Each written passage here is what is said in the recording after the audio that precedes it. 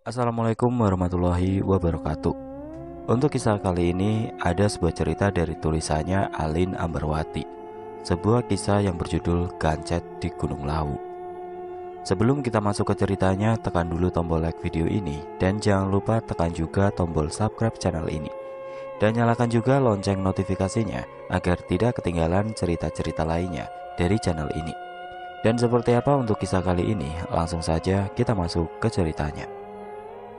Malapetaka terkadang datang tanpa permisi, menyisakan sembilu di relung hati, dan tersisa kenangan perih hingga hidup terasa sepi. Sejatinya manusia tidak luput dari persoalan duniawi, bersikap semena-mena, dan selalu beranggapan hidup hanya sekali. Pikiran sempit seperti itulah yang justru mengantarkan malapetaka itu datang di kehidupan manusia. Sebab sejatinya, hidup adalah sebuah pembalasan. Jika memupuk hal manis, tentu akan menuai hal manis pula. Namun jika sebaliknya, maka malapetakalah yang justru ada. Namaku Abi. Aku seorang mahasiswa di salah satu kota besar yang ada di daerah Jawa Tengah. Saat ini aku sedang menjalani kesibukan perkuliahanku di semester 6. Itu artinya libur semester nanti menjadi libur semester panjangku, sebelum nantinya fokus dengan skripsi dan tugas-tugas lainnya. Di kampus aku memiliki 6 teman baik. Kami selalu nongkrong di salah satu warung tidak jauh dari kampus.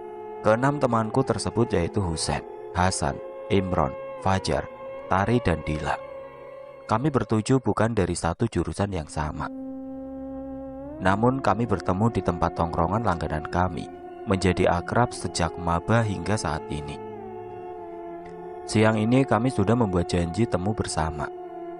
Liburan sebentar lagi tiba. Itu artinya kami perlu melakukan sebuah agenda untuk mengisi kekosongan liburan semester yang cukup lama. Aku datang lebih dulu di warung, kemudian disusul kedua teman perempuanku, dan tidak lama keempat temanku yang lain pun tiba. Kami memesan makan dan minuman sebagai teman ngobrol kami kali ini. Guys, sebentar lagi kan libur semester, liburan yuk. Boleh juga ide Abi, apalagi kan kita libur 1 bulan lebih tuh. Sayang-sayang kalau kita nggak pakai buat healing, ucap Fajar menambahi. Bagaimana kalau ke pantai? Kayaknya pantai di Jogja bagus-bagus tuh, ucap Dila. Gimana kalau naik gunung? Bukan cuma nikmatin sunset atau sunrise saja, kita juga bisa sekalian uji adrenalin kita. Gimana? Ucap Tari. Asik juga tuh naik gunung, lama juga nggak naik. Kangen, ucap Imron. Yang lain gimana? Gunung boleh, pantai juga oke kalau aku. Aku setuju kalau gunung, kayaknya seru juga itu, ucap Hasan. Gimana kalau kita lakuin voting? Setuju, ucap keenam temanku kompak. Kami pun kemudian melakukan voting untuk menentukan pilihan liburan semester kali ini. Apakah pergi ke pantai atau naik ke gunung? Kalau boleh jujur, aku sendiri lebih memilih untuk naik ke gunung dibandingkan dengan pergi ke pantai. Sebab ketika naik gunung, banyak hal menyenangkan dan menantang yang bisa diperoleh. Terlebih lagi naik gunung bisa memupuk kekompakan kami berenam. Namun aku juga tidak bisa mengambil keputusan sepihak. Aku ingin menghargai semua pendapat dari teman-teman yang lain juga, agar liburan kali ini lebih berkesan dan tanpa adanya penyesalan. Setelah dilakukan voting, sebagian besar temanku memilih untuk naik ke gunung dibandingkan dengan pergi ke pantai. Oleh karena itu, kami semua memutuskan untuk naik ke gunung guna mengisi libur panjang kami kali ini. Gunung Lawu kami pilih sebagai tempat tujuan kami, sebab keindahan puncak Lawu menjadi daya tarik tersendiri bagi kami. Selain itu juga jarak yang tidak begitu jauh dari tempat kami saat ini menjadi salah satu pertimbangan lain bagi kami bertujuh. Setelahnya kami memutuskan untuk naik ke Gunung Lawu esok lusa, mengingat libur semester baru akan dimulai esok hari. Dengan waktu yang tidak banyak, kami pun memilih untuk membagi tugas. Pertama, tugas untuk menyiapkan perlengkapan pendakian, kedua menyiapkan perlengkapan camping, dan terakhir menyiapkan logistik yang cukup untuk bertujuh. Beruntung semua teman-temanku pun sigap dan bersedia untuk mengikut arahan yang ada, sehingga tidak butuh waktu banyak untuk menyiapkan segala hal untuk pendakian kali ini. Di tengah perbincangan, Fajar pun mengusulkan sebuah ide yang tidak biasa untuk pendakian kami ke Gunung Lawu kali ini. Fajar usul agar kami semua tidak membawa gawai saat mendaki nanti. Tujuannya agar masing-masing dari kami tidak sibuk sendiri dengan gawainya masing-masing. Kami hanya diperbolehkan membawa kamera untuk mengabadikan momen pendakian ini. Awalnya teman-temanku kurang begitu setuju dengan usulan Fajar, namun mereka bersedia untuk mempertimbangkannya. Fajar pun tidak begitu puas dengan jawaban teman-temannya itu. Ia ingin teman-temannya langsung menyetujui usulan yang ia berikan, tanpa harus mempertimbangkannya lagi. Alhasil Fajar pun terus membujuk kami semua tanpa henti. Semisal kalian bawa gawai atau handphone masing-masing, pasti pendakian kita akan basi. Kita akan sibuk post foto, post video di sosmed, sibuk update status, sibuk balas pesan teman-teman lain yang penasaran dengan pendakian kita. Terlebih lagi kita akan sibuk buat kasih kabar bapak sama ibu di rumah. Coba deh, bayangin seribet apa kita nanti ketika naik dan tetap bawa gawai, ucap Fajar. Ucapan Fajar ada benarnya juga. Terlebih lagi aku dan teman-teman selama ini tidak pernah lepas dari gawai. Hampir 24 jam gawai tidak pernah jauh dari keberadaan kami. Ini adalah momen yang tepat untuk kami semua lebih mengeksplor alam dengan tidak melibatkan gawai di dalamnya.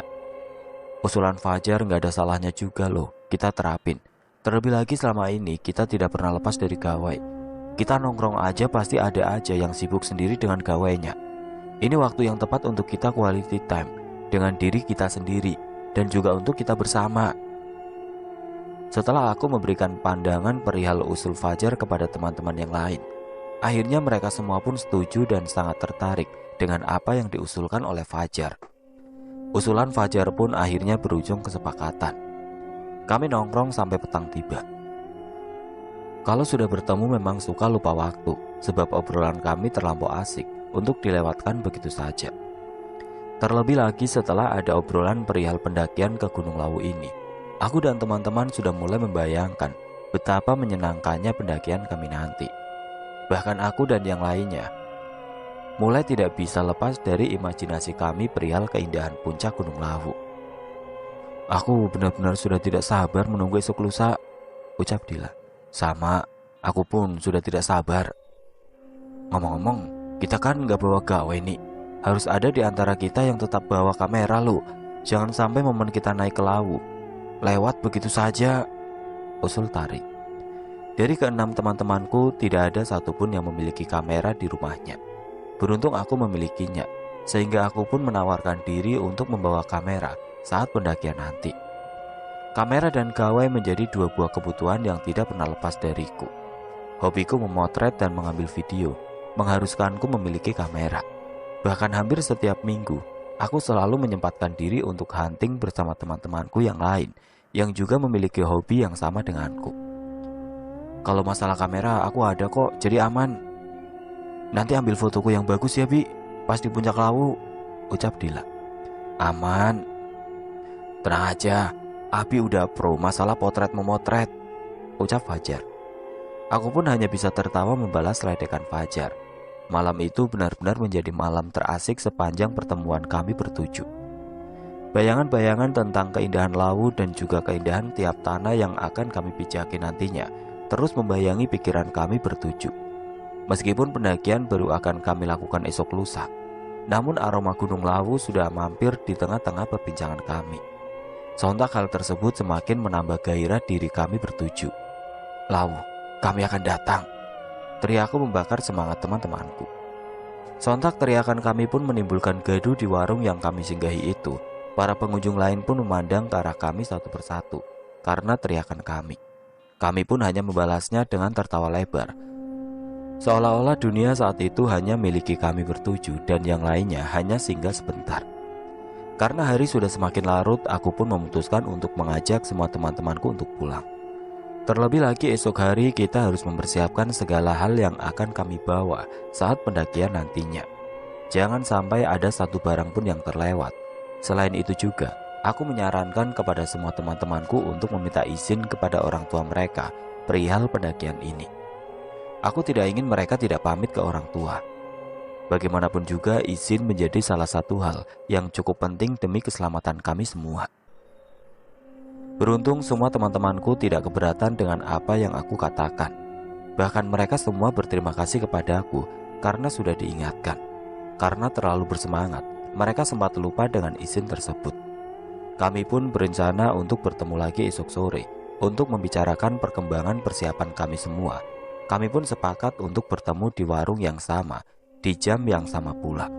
Karena kami sudah begitu akrab dengan pemilik warung, tentu ia tidak keberatan dengan keberadaan kami yang berisik dan kerap kali menimbulkan kegaduhan.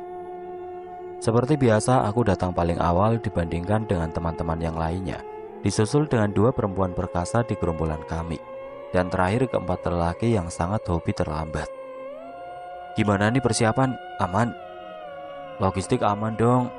Aku dan Dila sudah belanja tadi pagi dan semuanya lengkap, ucap Tari. Bagus, kalau perlengkapan naik gimana? Aman, semuanya sudah aku pinjam tadi pagi. Perlengkapan camping juga aman dong pastinya. Bagus, udah siap semua berarti ya? Aman Bi, tenang aja, ucap Fajar. Setelahnya aku pun mulai memperbincangkan perihal pemberangkatan di hari esok, sebab semuanya harus dipikirkan sedari sekarang. Dari mulai tempat berkumpul, kendaraan untuk pergi ke base camp Lawu, dan base camp mana yang akan menjadi tujuan pendakian kami nantinya. Fajar pun menawarkan diri untuk berkumpul di rumahnya, mengingat rumahnya esok hari akan sepi, sehingga kami semua bisa leluasa berada di sana sebelum nantinya bergegas untuk pergi ke base camp Lawu. Kami semua setuju dengan tawaran Fajar, dan lokasi pertemuan kami pun disepakati di rumah Fajar. Perihal kendaraan, kami sepakat untuk menggunakan angkutan umum. Selain biaya yang lebih ringan, kami juga bisa lebih menikmati perjalanan sebelum pendakian. Asal kami semua harus konsisten untuk datang tepat waktu, agar terhindar dari keterlambatan bis. Beruntung semua teman-temanku menyanggupinya, dan akan datang lebih awal, tidak seperti biasanya. Pendakian via Candi Ceto, jalur tersebut menjadi pilihan kami untuk melakukan pendakian menuju puncak Lawu. Tidak ada alasan khusus mengapa kami memilih jalur tersebut. Hanya karena Imron, salah satu teman kami pernah melaluinya, sehingga kami semua pun sepakat untuk melakukan pendakian via Candi Ceto. Setelah semuanya sepakat dengan perbincangan kami kali ini, kami pun memutuskan untuk kembali ke rumah masing-masing sebelum petang datang. Aku ingin semua teman-temanku bisa beristirahat lebih awal agar keesokan harinya mereka semua bisa memiliki kondisi yang cukup prima untuk nantinya melakukan pendakian ke puncak Gunung Lawu. Besok ketemu tepat jam 1 pagi di rumah Fajar. Jangan sampai terlambat ya. Tenang Bi, kami semua akan on time, ucap Imron. Kalau kita berdua nggak perlu diraguin lagi ya Bi, ucap Tari dan Dila. Aku percaya kalian. Aku pun bergegas untuk kembali ke rumah. Aku lupa belum meminta izin ke bapak dan ibu perihal pendakian ini. Melakukan pendakian ke puncak gunung bukanlah hal baru bagiku. Ini menjadi pendakianku yang ke-7. Kedua orang tuaku pun sudah paham dengan salah satu kesenanganku ini, sehingga aku tidak perlu khawatir perihal izin, sebab aku tidak pernah satu kali pun melupakannya. Benar saja, saat aku mencoba izin kepada mereka, mereka langsung paham dengan rencanaku tersebut. Dan keduanya pun mengizinkannya. Bapak dan ibu hanya berpesan agar aku bisa jaga diri, jaga sikap, dan jaga lisan saat pendakian nantinya. Sebab malapetaka bisa saja datang. Jika aku tidak membentenginya dengan sopan santun, maka tidak akan ada lagi pelindung dari diriku. Itu pesan yang selalu bapak dan ibu sampaikan kepadaku tiap kali aku akan melakukan sebuah pendakian. Aku sangat beruntung memiliki orang tua yang begitu pengertian dengan kesenangan anaknya. Aku pun selalu berusaha untuk menjaga kepercayaan mereka, tidak berbuat semena-mena menjadi bekal utama bagiku. Aku sudah tidak sabar menunggu hari esok, ucapku dalam hati. Bukan hanya aku saja yang sudah tidak sabar, keenam temanku pun memiliki perasaan yang sama. Terbukti satu persatu dari mereka mengirim pesan melalui WhatsApp grup perihal perasaan mereka masing-masing yang sudah tidak sabar menunggu hari esok tiba. Mereka benar-benar bersemangat untuk pendakian ini. Meskipun pendakian ini bukan pendakian pertama kami bertuju, tetap saja rasanya masih sama seperti pendakian pertama kami. Kala itu, kami berhasil menaklukkan puncak tertinggi di Jawa Tengah, yaitu Gunung Slamet. Setelah itu kami selalu haus akan sebuah pendakian, sehingga tidak heran pendakian ke Gunung Lawu ini sangat kami nantikan. Hari pendakian pun tiba. Aku datang lebih dulu di rumah Fajar. Seperti biasanya, aku adalah orang yang bisa dibilang paling on time dibandingkan dengan yang lain. Janji temu pukul 1 pagi, maka aku akan datang 15 menit lebih awal. Sementara teman-teman yang lain terkadang datang tepat di jam kesepakatan, terkadang juga lebih dari itu. Aku sudah terbiasa dengan hal begitu. Namun kali ini terlihat berbeda. Hampir dari kelima temanku yang lain datang 5 menit sebelum jam 1 pagi. Aku benar-benar lega karena hal tersebut. Itu artinya mereka semua benar-benar menepati ucapan masing-masing. Di rumah Fajar kami kembali mengemasi barang-barang logistik yang akan kami bawa untuk pendakian. Dari mulai perlengkapan pendakian, perlengkapan camping, sampai perlengkapan makan dan minum kami cek kembali untuk menghindari persoalan seperti barang tertinggal atau yang lainnya. Aku pun kemudian mengelompokkan keril-keril yang dibawa oleh teman-temanku di satu titik untuk memudahkan kami dalam pemberangkatan nantinya. Kebetulan kami akan diantar oleh saudara Fajar menggunakan mobil menuju terminal. Tidak lama menunggu, mobil saudara Fajar pun tiba. Di sini aku dan yang lainnya pun bergegas untuk memindahkan tas-tas yang akan kami bawa ke dalam mobil. Namun hal aneh terjadi di sini. Ketika aku hendak memindahkan keril milik Fajar ke dalam mobil, aku merasa tas miliknya tersebut sangatlah berat. Sontak aku pun berpikir kalau packingan Fajar berantakan. Aku pun benar-benar penasaran. Lantas tanpa meminta izin kepada Fajar terlebih dahulu, aku pun membuka tas keril milik Fajar dengan segera. Betapa kagetnya aku ketika mendapati isi di dalam tas milik Fajar. Ternyata isinya adalah minuman keras. Tidak tanggung-tanggung, di dalam tas Fajar ada banyak minuman keras dengan jenis-jenis yang berbeda-beda. Ada 2 botol ciu, 3 botol anggur merah, dan 1 botol vodka. Aku pun berpikir bahwa tindakan Fajar adalah tindakan yang salah. Fajar, gimana sih? Kita itu mau naik, bukannya mau pesta miras, ucapku naik pitam. Meskipun aku sedang naik pitam, aku mencoba untuk memelankan suara marahku agar hal tersebut tidak didengar oleh teman-temanku yang lain. Jika temanku yang lain mengetahui hal ini, tentu mereka akan bersikap sama sepertiku. Aku pun kemudian bergegas untuk memanggil. Aku mengajaknya untuk bicara 4 mata perihal itu.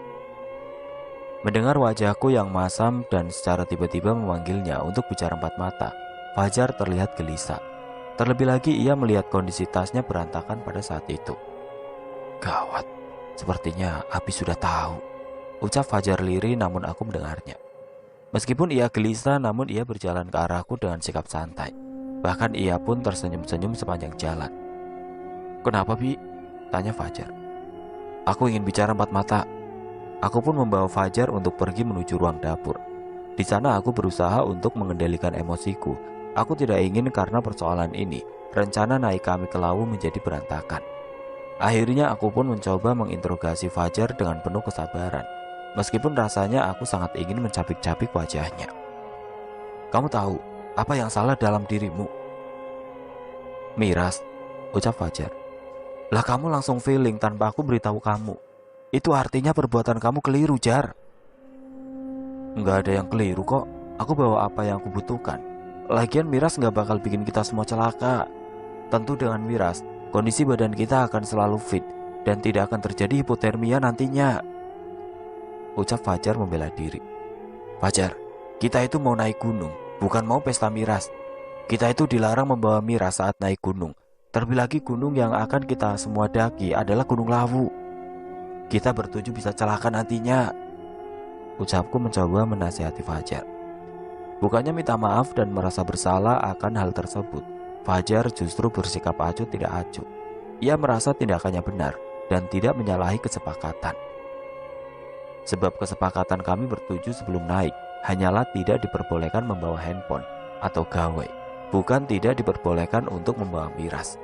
Sehingga menurut Fajar, tindakannya membawa miras tidaklah salah dan tidak menyimpang dari aturan yang sudah mereka sepakati sebelumnya. Namun seharusnya Fajar sudah berpikir jernih. Meskipun hal itu tidak ada di dalam kesepakatan kami bertujuh, setidaknya ia tahu bahwa miras adalah hal yang salah dan tidak perlu dituliskan ataupun disepakati terlebih dahulu. Sepertinya suara ribut antara aku dan Fajar terdengar hingga keluar. Meskipun aku sudah berusaha untuk memelankan suaraku, Imron dan juga Husain datang menghampiriku dan juga Fajar yang belum mereda saat itu. "Kenapa, Bi? Kok ribut-ribut? Suaranya kedengeran banget loh," ucap Husain. Sontak aku pun langsung menjelaskan kepada Imron dan Husain perihal miras yang ada di dalam tas Fajar yang akan dibawa naik ke atas gunung. Aku juga menjelaskan bahwa apa yang dilakukan oleh Fajar adalah keliru. Tidak sepantasnya seorang pendaki berpesta miras saat melakukan pendakian. Terlebih lagi kami semua akan naik ke Gunung Lawu. Jangankan pesta miras, perempuan yang sedang haid saja diwanti-wanti agar tidak mendaki. Ini sama saja Fajar menantang penghuni Lawu. Namun setelah aku menjelaskan semuanya kepada Imron dan Husain, nampaknya respon mereka tidak sesuai dengan apa yang aku pikirkan. Keduanya justru membela Fajar, terlebih lagi Imron. Sepertinya Imron sudah mengetahui jika Fajar akan membawa banyak miras naik ke Gunung Lawu.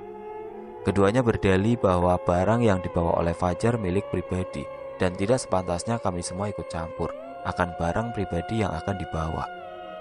Yang terpenting tidak menyalahi kesepakatan bersama yang tidak diperbolehkan membawa gawai saat pendakian Gunung Lawu ini. Karena aku sudah kesal dan muak mendengar semua pembelaan yang diucapkan oleh Fajar dan yang lain, akhirnya aku pun memilih untuk bungkam dan tidak melanjutkan ucapanku. Aku pun meninggalkan mereka bertiga dengan perasaan kecewa. Belum juga memulai pendakian, namun rasanya sudah benar-benar berbeda. Aku sudah tidak lagi respek kepada teman-temanku ini, melainkan yang tersisa hanyalah kekecewaan. Yang terpenting aku udah berusaha ngingetin kalian. Jika saat pendakian nanti terjadi hal yang tidak diinginkan, aku harap kalian bertiga tidak melibatkan yang lain, ucapku tegas. Setelahnya aku pun meminta semua teman-teman yang lain untuk bersiap masuk ke dalam mobil, karena perjalanan menuju terminal yang ada di kota es akan dimulai. Dan kemudian kami akan melanjutkan perjalanan menuju Gunung Lawu dengan menggunakan bis umum. Sesaat sebelum kami semua naik ke dalam mobil, orang tua Fajar pun tiba. Aku pun mengajak teman-teman yang lain untuk berpamitan terlebih dahulu kepada mereka selagi kami bertemu, sekaligus meminta doa restu agar kami bertujuh bisa diberikan keselamatan sedari pendakian hingga turun kembali nantinya. "Kami pamit dulu ya Pak, Bu, kami mau naik ke Lawu," ucapku. "Hati-hati ya kalian semua, jaga sikap, jaga ucapan, jangan berbuat aneh-aneh di Lawu nanti," ucap Bapak Fajar. Pesan yang diucapkan kedua orang tua Fajar tidak berbeda jauh dengan pesan yang diberikan kedua orang tuaku kepadaku. Memang sangatlah penting menjaga sikap dan lisan saat melakukan pendakian. Sebab kami semua akan berada di alam yang tidak bisa kami pijaki. Tentu tata krama dan sopan santun sangatlah dijunjung tinggi untuk bisa saling menghormati antar sesama makhluk Allah. Setelah berpamitan, satu persatu dari kami pun naik ke dalam mobil dan perjalanan pun dimulai. Tidak butuh waktu lama untuk bisa sampai di terminal kota. Sebab jarak rumah Fajar dengan terminal hanya sekitar 1 jam jika ditempuh dengan menggunakan mobil. Sesampainya di terminal, kami bergegas untuk mencari bis yang mengarah ke Gunung Lawu, terutama yang mengarah ke jalur pendakian Candi Cetok. Kami pun segera menemukannya. Bis tersebut hampir berangkat. Beruntung kami tidak tertinggal bis saat itu. Kami pun langsung bergegas naik ke dalam bis. Setelahnya bis pun langsung berangkat. Di sepanjang jalan aku masih teringat dengan miras-miras yang ada di dalam tas milik Fajar. Aku masih tidak habis pikir dengan jalan pikiran Fajar yang tidak biasa. Jika memang mau pesta miras, mengapa harus naik ke Lawu dulu? Bukankah bisa dilakukan di tempat lain selain di gunung? Selain itu juga aku masih kecewa dengan Husain dan Imron yang jelas-jelas lebih membela Fajar dibandingkan denganku. Padahal mereka jelas tahu bahwa apa yang dilakukan oleh Fajar adalah perbuatan yang keliru. Setidaknya mereka berdua bisa memihakku dalam situasi ini. Namun pada kenyataannya, semuanya berbalik arah. Aku terus berusaha untuk meredam emosiku yang sebetulnya saat ini ingin aku ledakan. Namun jika aku tidak menahannya, kasihan teman-teman lain yang tidak tahu apa-apa. Sedangkan aku sangat paham betapa excitednya teman-teman yang lain saat mendengar rencana pendakian ke Lawu ini. Aku tidak ingin mengacaukan segalanya. Perjalanan di pagi buta menjadi keharusan bagi kami karena kami mengejar waktu pagi untuk pendakian. Selain itu juga kami harus menempuh perjalanan yang cukup panjang dari kota es menuju Karanganyar. Perjalanan menuju ke Karanganyar memakan waktu kurang lebih 5 jam. Sehingga jika kami berangkat tepat di jam 1 pagi, maka kami akan sampai di sana kurang lebih jam 6 pagi. Wajar saja jika kami cukup kesulitan untuk mencari bis di terminal yang mengarah ke Karanganyar. Beruntung kami masih bisa mendapatkannya, meskipun harus bersusah payah terlebih dahulu. Di sepanjang perjalanan kami bertuju memutuskan untuk beristirahat. Kami memanfaatkan waktu yang sebentar itu untuk tidur, setidaknya agar tubuh kami kembali fresh ketika sampai di Karanganyar. Tidak ada satupun di antara kami bertuju yang tidak tidur saat itu. Untung saja sebelum aku tertidur, aku lebih dulu memberitahukan kepada sopir bus agar membangunkan kami setibanya di Karanganyar, sehingga kami tidak khawatir akan terlewat dari tujuan kami. Tepat di jam 6 pagi kami sampai di Karanganyar. Jalur pendakian Gunung Lawu via Candi Ceto. Kami memutuskan untuk mampir lebih dulu ke salah satu warung yang letaknya tidak begitu jauh dari base camp pendakian Lawu. Perut yang sudah keroncongan sudah menanti untuk segera diisi. Dalam kondisi ini, aku sudah sedikit melupakan persoalan perihal miras yang ada di dalam tas milik Fajar. Aku berusaha dengan keras untuk menepis pemikiran-pemikiran buruk yang terus bersarang di dalam otakku. Kita mampir dulu ke warung ya, setidaknya kita harus isi perut dulu, ucapku kepada semua teman-temanku. Setuju, aku udah lapar banget nih, ucap Dila. Bener, aku juga haus. Kami semua pun bergegas untuk masuk ke dalam warung dan memesan semua makanan dan minuman yang benar-benar kami inginkan. Setelahnya kami pun langsung menyantapnya dengan sangat lahap. Setelah jam menunjukkan pukul 8 pagi, kami pun mulai bersiap-siap untuk melakukan pendakian ke puncak Lawu via jalur Candi Ceto. Sebelum itu, aku mengajak semuanya untuk memanjatkan doa lebih dulu untuk keselamatan kami semua. Setelahnya perjalanan pun kami mulai. Dalam pendakian ini, aku bertindak sebagai leader. Aku berjalan di urutan paling depan, disusul oleh Imron. Dilanjutkan dengan 2 perempuan, Tari dan Dila, dan disusul oleh teman laki-laki yang lainnya. Dan posisi paling ujung adalah Fajar. Sebagai leader, aku juga yang mengurus perizinan pendakian kami di base camp pendakian Lawu. Aku menulis semua nama yang turut serta dalam pendakian ini. Jumlahnya 7 ya? Tanya pekerja base camp. Iya bang, ucapku. Awas ganjil, mending salah satu dari kalian bertuju membawa tongkat agar jumlah ganjil kalian tidak kentara, ucap penjaga base camp. Memang pengaruh bang jumlah ganjil dan tongkat yang abang bilang. Percaya tidak percaya sih bang, terserah kalian saja, ucap penjaga base camp. Meskipun aku tidak begitu percaya dengan ucapan penjaga base camp tersebut, namun aku berusaha untuk mengikuti saran yang diberikannya. Setidaknya mereka jauh lebih paham tentang Lawu dibandingkan dengan kami. Jadi tidak ada salahnya jika mengikuti saran mereka, meskipun hati berkata tidak percaya. Lantas aku pun bergegas untuk mencari ranting kayu di sekitar base camp. Setelahnya aku bawa ranting itu bersamaku sepanjang pendakian. Kenapa kamu nyari ranting kayu, Bi? Tanya Tari keheranan. Aku manut kata penjaga base camp, Tar. Entah percaya atau tidak, aku manut aja.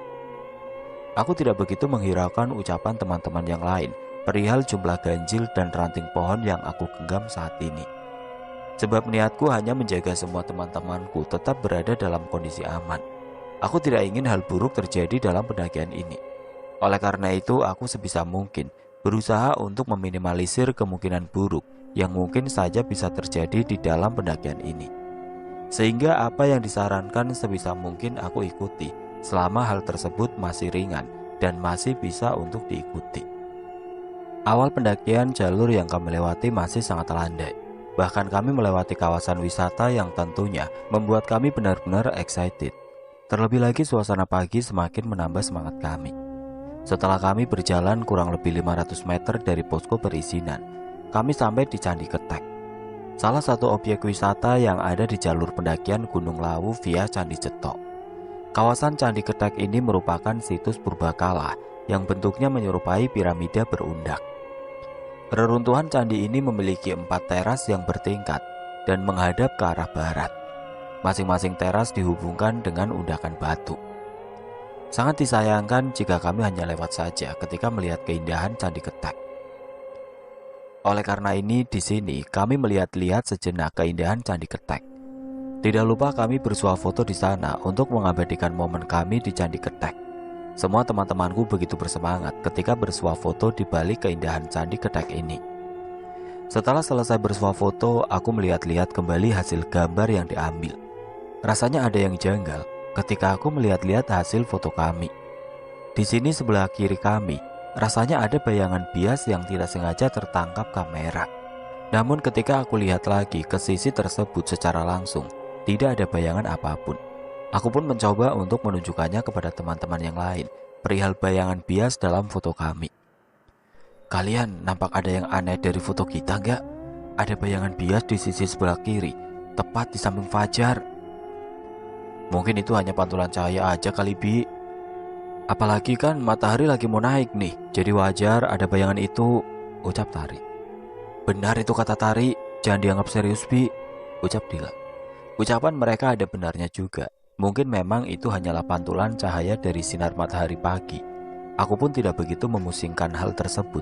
Setelahnya, meskipun dalam hati kecilku aku merasakan ada yang janggal, namun aku berusaha untuk menepisnya. Kami pun kemudian melanjutkan perjalanan menuju posko pertama Gunung Lawu. Jalur pendakian menuju posko pertama berupa jalan setapak dengan sedikit vegetasi terbuka. Dan di sepanjang jalur banyak sekali pipa-pipa air yang digunakan oleh masyarakat di sekitar kaki Gunung Lawu. Setelah 1 jam perjalanan, mereka pun akhirnya sampai di pos pertama yang bisa disebut dengan pos Mbah Branti. Pos ini berupa tanah lapang dengan shelter kecil. Lantas kami semua pun memilih untuk berhenti sejenak di pos ini untuk sekedar minum dan memakan cemilan yang kami bawa di dalam tas. Kita rehat dulu di pos 1 ini sebentar, setelahnya kita lanjut ke pos selanjutnya, ucapku memberi arahan ke yang lain. Kami memang tidak begitu terburu-buru dalam pendakian ini. Kami memilih untuk melakukan pendakian santai. Selain untuk bisa menikmati keindahan sepanjang jalur pendakian Lawu, kami pun berusaha untuk mengimbangi teman-teman lain, terutama yang perempuan, yaitu Dila dan Tari. Meskipun ini bukanlah pendakian pertama bagi keduanya. Setelah beristirahat beberapa waktu, kami pun bergegas untuk melanjutkan perjalanan menuju pos selanjutnya, yaitu pos 2. Jalur pendakian dari pos 1 menuju pos 2. Trek yang kami pijaki mulai perlahan-lahan menanjak dari sebelumnya. Jalur vegetasi di sepanjang jalur menuju pos kedua juga masih terbuka. Tidak ada kejadian janggal di sepanjang perjalanan dari pos 1 menuju pos 2. Suasana saat itu pun sangat cerah, dengan banyaknya suara kicauan burung yang membersamai perjalanan kami bertuju. Terkadang juga ada beberapa pendaki lain yang melewati kami, ada pula yang kami lewati. Gunung Lawu memang tidak pernah sepi peminat, sehingga tidak heran jika kami beberapa kali bertemu dengan pendaki-pendaki lain. Saling melempar senyum dan saling bertegur sapa satu dengan yang lain. Di sepanjang perjalanan menuju pos kedua, Fajar terus mengeluhkan rasa lelahnya. Keringatnya bercucuran kemana-mana, tidak seperti teman yang lain. Wajar saja ada 6 botol minuman keras di ranselnya, maka tidak heran jika ia dengan mudahnya kelelahan, meskipun kami belum sampai di pos 2. Duh, aku capek banget, ucap Fajar. Sejujurnya aku kesal dengan keluhan Fajar. Dia yang nekat bawa minuman keras ke atas, dia juga yang mengeluhkan rasa lelah di pundaknya karena minuman yang dibawanya itu. Namun aku berusaha untuk menutupi kekesalanku tersebut. Dila yang tidak lain adalah kekasih Fajar pun mencoba mendekat ke arahnya dan melemparkan perhatian kepada Fajar. Tidak lupa ia memberikan minuman ke Fajar untuk sekedar menghilangkan rasa lelah yang dirasakannya. Kami semua sudah memaklumi sikap keduanya yang kerap kali melempar kemesraan di sembarang tempat. Wajar saja keduanya sudah menjalin hubungan cukup lama, sehingga aku dan teman-teman yang lain sudah tidak begitu risih dengan kemesraan keduanya yang kerap kali saling melempar perhatian satu sama lain. Tepat di jam 11 siang kami pun akhirnya sampai di pos kedua, pos yang lebih dikenal dengan sebutan pos Brakseng. Di pos ini ada sebuah pohon yang konon dikeramatkan oleh masyarakat sekitar. Pohon tersebut sangatlah besar dan menjulang tinggi, serta di bagian pohon itu dililit oleh kain berwarna putih, sangat mirip dengan kain mori, kain yang biasanya digunakan untuk membungkus jenazah. Aku sedikit merinding di sini, ucapku. Sama Bi, aku juga ngerasa merinding di sini. Lebih baik kita jangan berlama-lama di sini, ucap Imron. Setuju, kita kan sudah lihat sebelumnya di pos pertama. Lebih baik kita langsung lanjut ke pos selanjutnya gimana? Setuju, ucap yang lain. Tapi aku lelah banget, ranselku benar-benar berat, ucap Fajar mengeluh. Siapa suruh bawa barang gak benar? Ucapku kesal. Aku berucap dengan suara yang lirih, agar tidak didengar oleh teman-teman yang belum tahu jika Fajar membawa minuman keras saat ini. Karena semua teman-teman setuju untuk lanjut naik, kami pun bersikap abai dengan keluhan Fajar tersebut. Perjalanan menuju pos-pos selanjutnya pun kami lanjutkan.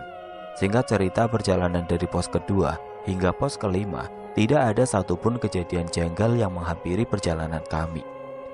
Semuanya berjalan lancar sesuai dengan apa yang kami pikirkan dan kami rencanakan sebelumnya.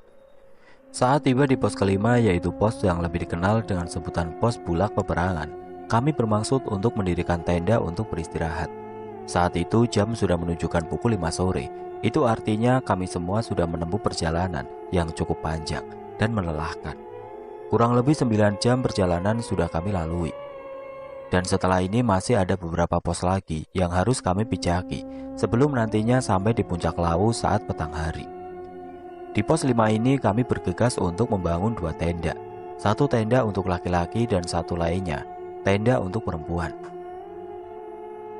Lokasi pendirian tenda yang kami pilih cukup jauh dari kerumunan pendaki-pendaki lain, sebab Fajar tidak ingin pendaki-pendaki lain mengetahui bahwa ia akan melakukan pesta miras di sana. Awalnya aku menentang hal tersebut, namun aku kalah dengan suara-suara yang lebih memihak ke Fajar dibandingkan memihak denganku. Setelah selesai mendirikan tenda, kami bertujuh pun kumpul di satu titik. Kami mulai menyiapkan makanan dan minuman untuk kami santap. Lapar dan dahaga benar-benar sudah menyerang tubuh kami. Wajar saja kami sudah berjalan cukup jauh dan cukup lama. Tentu hal tersebut sangatlah melelahkan, sehingga kami membutuhkan asupan makanan untuk mengembalikan stamina kami. Saat hari sudah mulai petang, Fajar pun tiba-tiba saja mengeluarkan minuman keras dari ransel miliknya. Sontak hal tersebut benar-benar membuat kaget teman-teman lain yang belum mengetahui jika Fajar membawa miras. Terlebih lagi Dila, kekasih Fajar. Ia tidak tahu dan tidak menyangka jika kekasihnya tersebut membawa miras saat mendaki. Kamu sehat, Jar? Ke gunung kok bawa miras? Ucap Dila kesal. Benar-benar ngaco si Fajar. Mau naik apa pesta miras? Ucap Tari yang tidak kalah kesal dari Dila. Bukannya merasa bersalah, Fajar justru melempar candaan dengan mengajak keduanya untuk berpesta miras. Dan anehnya, Hasan yang baru tahu perihal ini pun tidak terlihat kaget. Sepertinya memang mereka semua benar-benar memiliki niat untuk berpesta miras di Lawu ini. Fajar, Husen, Hasan, dan Imron pun lantas membuat api unggun tidak jauh dari tenda kami.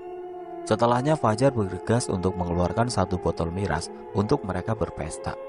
Mereka sempat menawariku, namun dengan tegas aku menolaknya. Niatku datang ke Lawu untuk bersenang-senang menikmati alam, bukan malah bersenang-senang berpesta minuman seperti yang saat ini mereka lakukan. Lebih baik, aku masuk tenda saja. Ucapku ingin menghindar dari mereka semua. Aku setuju dengan Abi, lagian kalian loh ada-ada aja. Bukannya menikmati alam, malah menikmati minuman. Ucap Tari kesal. Tari dan Dila pun bergegas untuk masuk ke tenda perempuan, sama sepertiku. Mereka menunjukkan kekesalannya kepada Fajar yang justru mengacaukan pendakian kali ini. Namun Fajar dan ketiga teman yang lain tidak bergeming sedikit pun. Mereka justru semakin larut dalam pesta yang mereka hadirkan di tengah pendakian. Keempat-empatnya berpesta miras hingga tengah malam. Bahkan mereka sampai menghabiskan 3 botol minuman keras dalam waktu yang benar-benar singkat. Sesaat sebelum aku masuk ke dalam tenda, aku merasa ada banyak mata yang sedang mengawasi kami bertujuh. Entah mata-mata itu mengawasi Fajar dan ketiga teman lainnya yang sedang pesta miras, atau mengawasi kami semua. Aku berusaha untuk tidak terlalu memikirkannya dan menganggap itu hanyalah perasaanku saja. Akhirnya aku pun masuk ke dalam tenda dan memilih untuk beristirahat. Dari dalam tenda aku mendengar Fajar dan yang lainnya asik dengan pesta terlarangnya tersebut. Keempat temanku itu tidak sedikit pun merasa bersalah dengan apa yang sudah mereka lakukan. Satu hal yang aku khawatirkan yaitu ada penghuni Lawu yang tidak terima dengan apa yang mereka lakukan. Lantas terjadi malapetaka yang tidak hanya mengenai keempatnya, melainkan kami semua. Aku hanya bisa berdoa, meminta pertolongan kepada Allah agar kami bertujuh selalu dilindungi dari mara bahaya yang mungkin mengintai kami selama perjalanan di Gunung Lawu ini. Hari sudah semakin larut. Aku pun memutuskan untuk tidur lebih dulu dibandingkan dengan teman-teman yang lainnya. Pagi pun tiba. Sinar matahari masuk melalui sela-sela lubang tenda kami. Aku bangun paling awal dibandingkan dengan yang lainnya. Aroma minuman keras masih tercium begitu pekat. Aku merasa tidak nyaman karena hal tersebut. Namun aku sendiri tidak bisa berbuat apa-apa selain mengamati dan mengamatinya. Aku kemudian bergegas untuk membangunkan semua teman-temanku, baik yang laki-laki maupun yang perempuan. Membangunkan mereka tidak sesulit itu. Setelahnya kami pun bekerja sama untuk membuat makanan untuk kami santap sebagai sarapan di pagi hari ini. Rasanya lapar sudah tidak mampu lagi kami tahankan. Secangkir teh menemani santap pagi kami, menambah suasana syahdu di Gunung Lawu. Kami semua pun sangat menikmati suasana pagi di Gunung Lawu ini. Setelah ini kita lanjut ke puncak Gargodumila ya. Kalian siap-siap, ucapku. Rasanya benar-benar lelah, Bi. Nanti pelan-pelan saja ya, ucap Fajar. Kalian terlalu banyak minum, jadi gak heran kalau sekarang kalian merasakan lelah yang hebat. Udah Debi, mulai lagi kan? Ucap Imron. Iya, ucapku kesal. Setelah semua selesai, kami semua pun langsung mengemasi barang-barang pribadi kami. Kami hendak bersiap-siap untuk melanjutkan perjalanan menuju puncak. Ini menjadi momen yang paling kami tunggu-tunggu. Puncak sudah ada di depan mata kami. Kami sudah tidak sabar untuk menikmati keindahan Lawu dari atas sana. Karena tidak ada kejanggalan sedikit pun, Fajar pun merasa firasat burukku dan kecemasanku sia-sia. Tuh kan Bi, kita udah mau sampai puncak dan gak ada hal aneh bukan? Jumlah ganjil bawa miras sampai pesta miras di Lawu pun tidak mengundang malapetaka datang. Makanya lain kali kamu jangan terlalu parno, ucap Fajar. Aku kan hanya ingin menjaga kita semua dari hal buruk. Kalau nyatanya semua baik-baik saja, aku juga merasa lega. Itu artinya Allah masih sayang kita semua. Sebetulnya aku merasa kesal dengan apa yang diucapkan oleh Fajar. Ia seolah-olah menunjukkan kesombongannya dan membenarkan perbuatan kelirunya. Karena kesal, aku justru berharap ada hal janggal yang datang menghampiri kami dalam pendakian ini. Setidaknya agar semua teman-temanku bisa berpikir jernih dan tidak lagi menyombongkan kesalahannya seperti yang dilakukan oleh Fajar. Karena tidak ingin mengambil pusing omongan Fajar, aku pun kemudian mengajak semua teman untuk bergegas pergi menuju ke puncak. Tidak butuh waktu lama untuk kami sampai di puncak. Di sana kami pun langsung bersuah foto sepuas-puasnya, mengabadikan momen yang sangat jarang kami temui. Kami semua bersenang-senang di puncak. Tidak ada hal janggal sedikit pun yang terjadi sepanjang perjalanan kami menuju puncak. Kami cukup lama berada di puncak. Kami benar-benar menikmati waktu kami di sana sebaik mungkin. Akhirnya kita semua berhasil menaklukkan puncak, ucap Dila senang.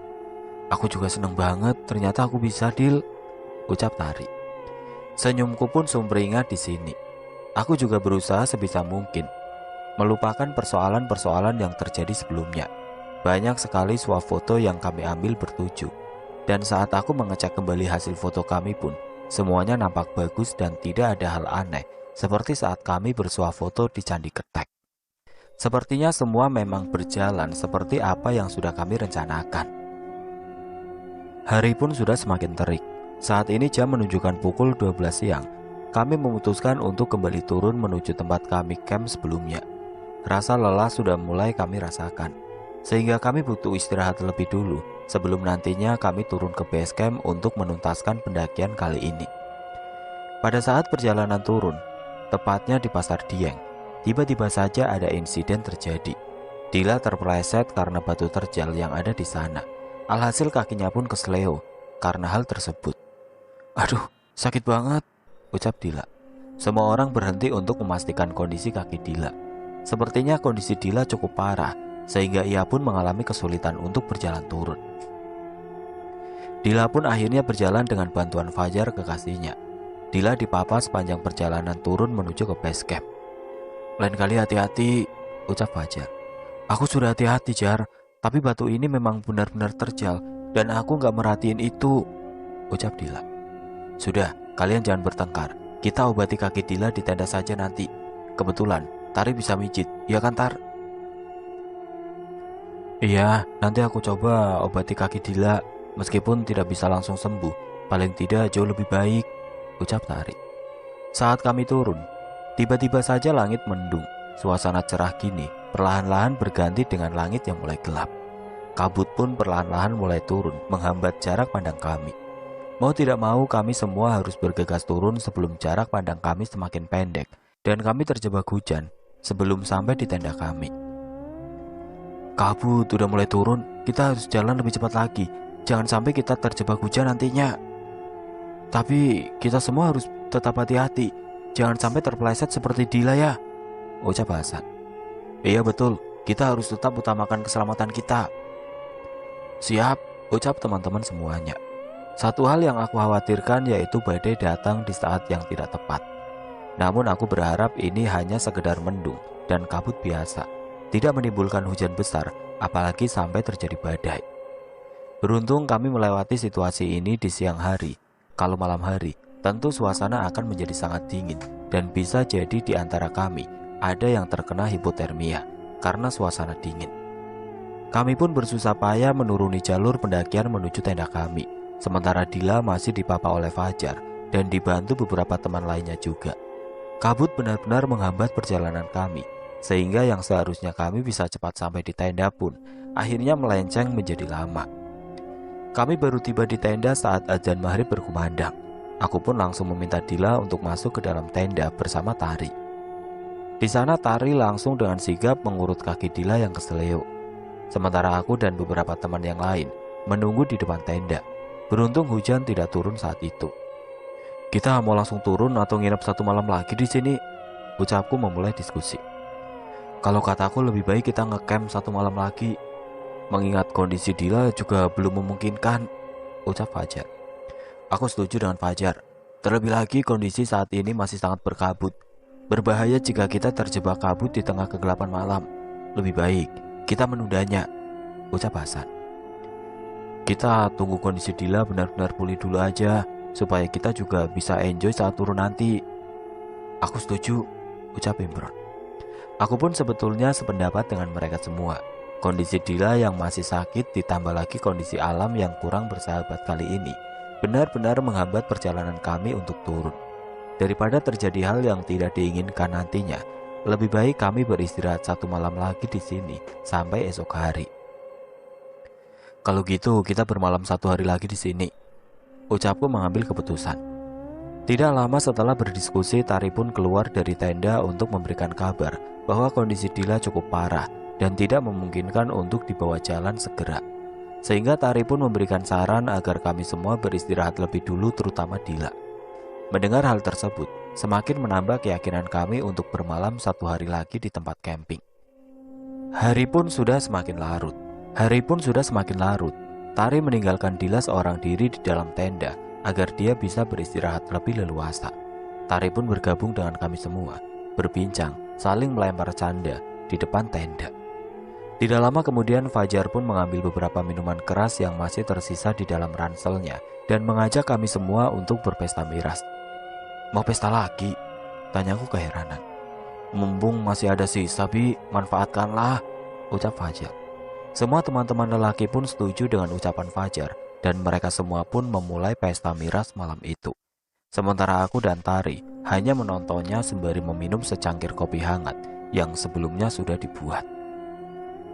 Hari pun semakin larut. Keempat temanku sudah mulai mabuk karena terlalu banyak mengkonsumsi minuman keras. Sementara aku dan Tari hanya bisa menggelengkan kepala kami. Tanda kami tidak begitu suka dengan apa yang teman-teman lakukan. Berpesta miras di tiap malam sepanjang pendakian, bukankah itu sebuah kekeliruan? Tiba-tiba saja Fajar meminta izin kepada kami semua untuk pergi ke tenda Dila. Ia hanya ingin memastikan kondisi kekasihnya tersebut. Kami tidak menyimpan curiga sedikitpun kepada Fajar, karena kami pikir Fajar tentu merasa khawatir karena kekasihnya tersebut sedang cedera. Jangan lama-lama, Jar. Jangan aneh-aneh juga, ucapku menasehati. Aman, aku cuma memastikan kondisi Dila sudah jauh lebih baik atau belum, ucap Fajar. Malam itu kondisi di bulak peperangan tempat kami bermalam sangatlah sunyi. Tidak seperti malam-malam sebelumnya. Tidak banyak rombongan lain yang mendirikan tenda di sana. Hanya ada beberapa saja bisa dihitung dengan jari. Jarak antara tenda kami dengan tenda rombongan lain pun cukup berjauhan. Mungkin rombongan pendaki lain memang sudah lebih dulu turun dan tidak lagi melakukan camp di bulak peperangan, sehingga tidak heran jika kondisi malam itu benar-benar sunyi dan senyap. Namun rasanya benar-benar aneh. Malam itu bukan hanya sunyi saja, namun tidak ada suara apapun yang terdengar. Bahkan suara angin pun tidak ada. Firasatku pun mendadak berubah. Aku memiliki firasat buruk tentang situasi yang saat ini sedang kami hadapi.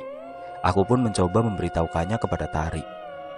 "Aku punya firasat kurang baik, Tar," ucapku tiba-tiba. "Maksud kamu, Bi?" tanya Tari.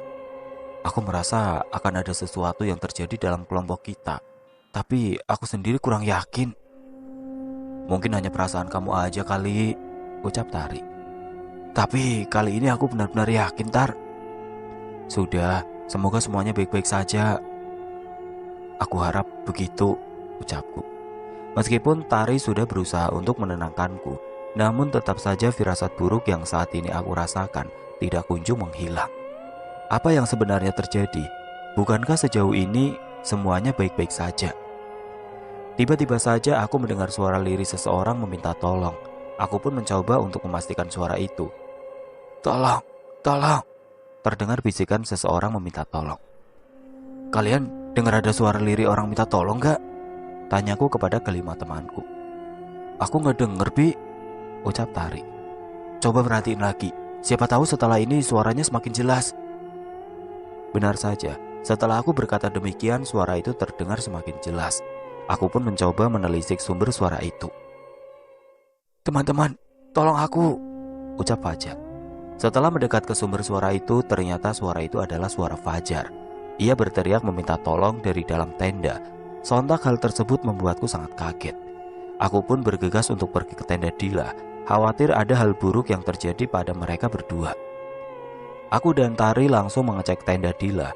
Namun ketika Tari membuka tenda tersebut, ia sangat terkejut ketika mendapati Fajar dan Dila sedang dalam kondisi gancet. Saat itu hanya Tari yang mengecek kondisi keduanya. Tanpa berucap satu kata pun, Tari langsung menutup pintu tenda dan bergegas untuk pergi ke depan dengan wajah yang sangat masam. "Kenapa, Tar? Mereka kenapa?" tanyaku penasaran. Tari tidak menjawab pertanyaanku sedikit pun. Namun dari raut wajahnya, ia benar-benar terlihat sangat syok. Pasti ada hal buruk yang terjadi dengan Fajar dan juga Dila. Aku pun bergegas untuk memberanikan diri mengecek ke dalam tenda. Saat aku membuka pintu tenda, aku benar-benar dikagetkan dengan pemandangan dua temanku, Fajar dan Dila, dalam keadaan telanjang. Keduanya saling menempel satu sama lain. Fajar berada di atas sementara Dila berada di bawah tubuh Fajar. Aku pun emosi seketika setelah melihat keduanya dalam kondisi yang benar-benar buruk. Aku mengamuk kepada keduanya. "Brengsek, dasar anak setan, mau mesum lihat tempat goblok," ucapku naik pitam. Mendengar teriakanku, teman-teman yang lain yaitu Imron, Hasan, dan Husen pun bergegas untuk pergi ke tenda Dila untuk mengecek apa yang sebenarnya terjadi, hingga aku begitu emosi kepada Fajar dan juga Dila. Ketika Imron dan teman yang lainnya sampai di tenda, mereka pun sama syoknya denganku dan juga Tari. Mereka pun marah dengan kelakuan Dila dan juga Fajar. Keduanya telah berbuat mesum di tempat yang tidak semestinya. Bahkan mereka tidak segan telanjang bulat di dalam tenda berdua. Aku benar-benar tidak habis pikir dengan perbuatan keduanya. Lantas aku pun memilih untuk menjauh dari tenda Dila. Perasaan di dalam hatiku benar-benar berkecamuk. Belum selesai Fajar berulah dengan minuman keras miliknya, kini ia malah berulah lagi dengan kekasihnya tersebut dengan berbuat mesum di dalam tenda. Kami semua saling tatap satu sama lain. Sementara itu Fajar dan Dila masih dalam kondisi yang sama. Mereka tidak bergerak sama sekali. Hal tersebut tentu membuat aku dan yang lainnya keheranan. "Coba Debi, cek kondisi mereka," ucap Imron. "Kalian aja Ki." "Kamu kan leader Bi," ucap Imron. Dengan terpaksa aku pun kembali mendekat ke tenda Dila untuk kembali mengecek kondisi keduanya.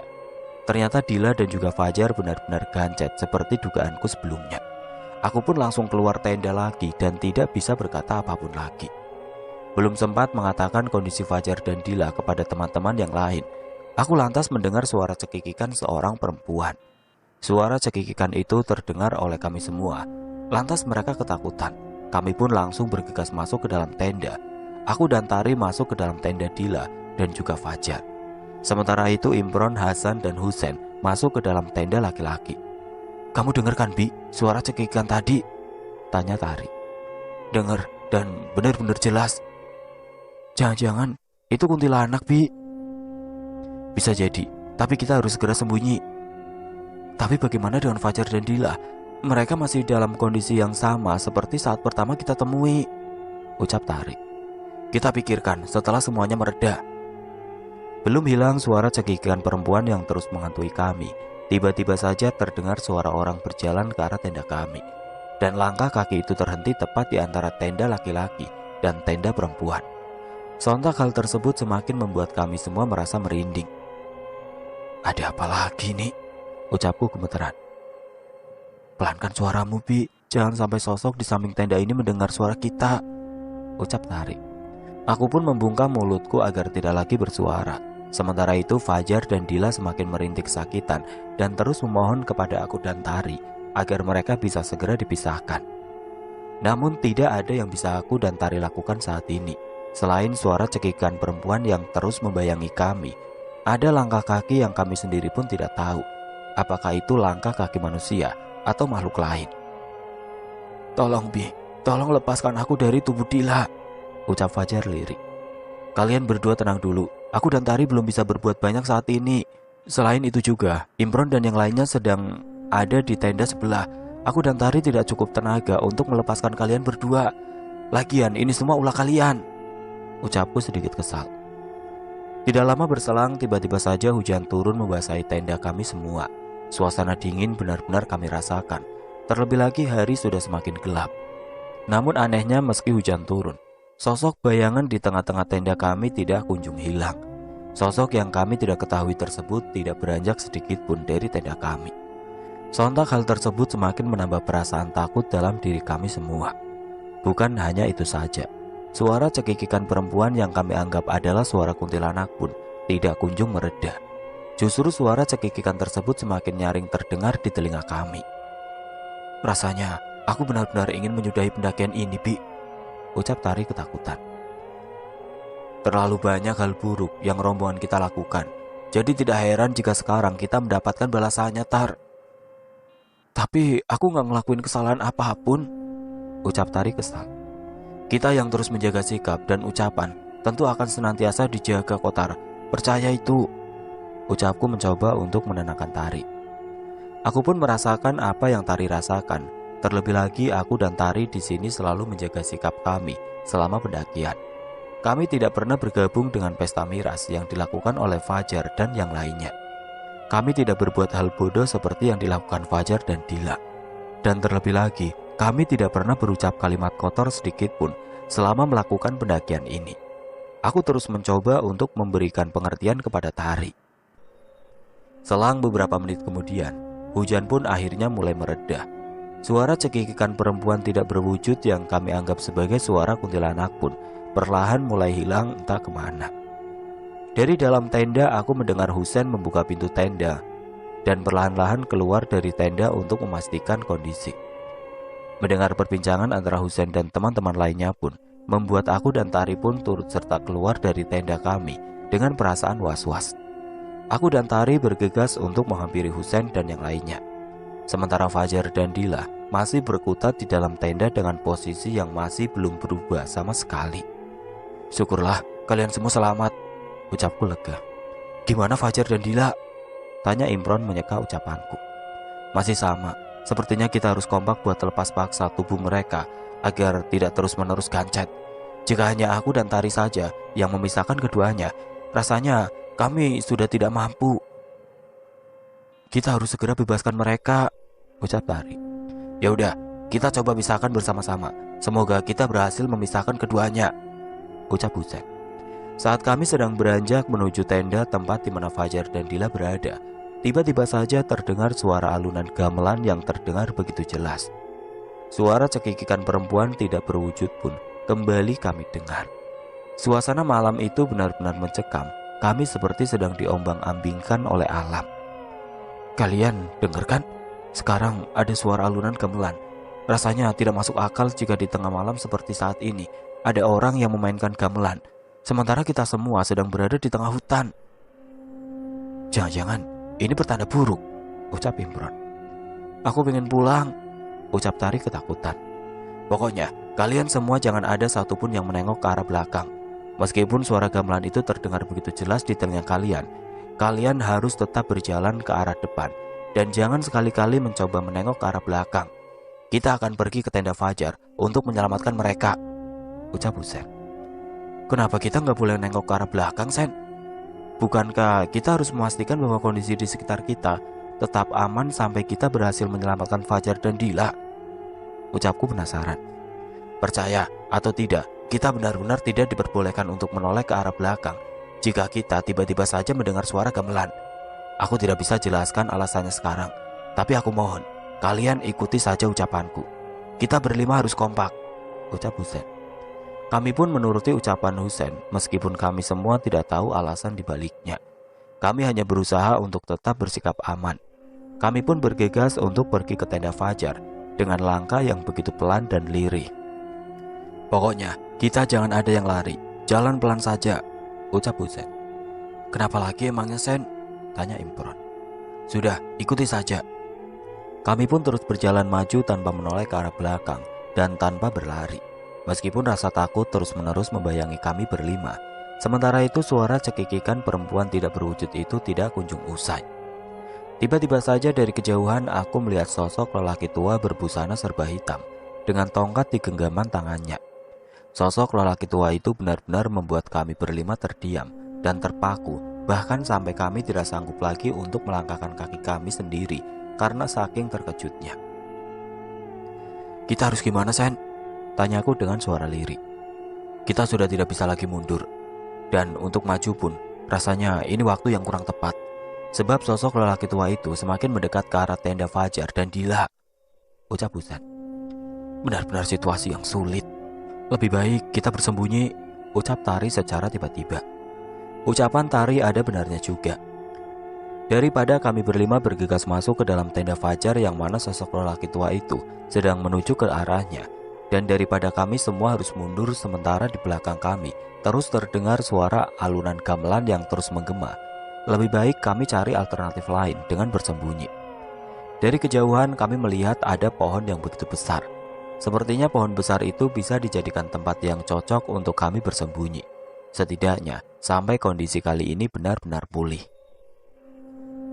Tiba-tiba saja kakek tua berbadan bungkuk dengan jubah hitam melekat di tubuhnya dan tongkat berada di genggaman tangannya tersebut terhenti tepat di samping tenda Fajar dan Dila. Sontak hal tersebut membuat aku dan yang lainnya ketakutan, sebab Fajar dan Dila masih dalam posisi gancet dan belum bisa keluar dari tenda tersebut. Apa yang akan dilakukan oleh kakek tua itu? Tanyaku sedikit gemeteran. Pertanyaannya, kakek tua itu manusia atau justru penghuni Gunung Lawu? Ucap Tari. Pertanyaan Tari ada benarnya juga. Jika dipikir dengan logika, mustahil seorang kakek yang sudah rentah, bahkan badannya sudah membungkuk, naik ke Gunung Lawu hingga setinggi ini. Jika memang dia manusia, rasanya kurang masuk di akal. Namun jika dia penghuni Gunung Lawu, apa yang akan diperbuatnya kepada Fajar dan Dila?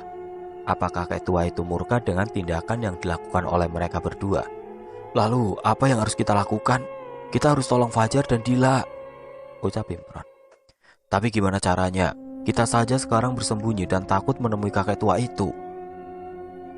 Jika kakek tua itu benar-benar penghuni Gunung Lawu, tentu dia akan tahu kalau kita semua bersembunyi di sini.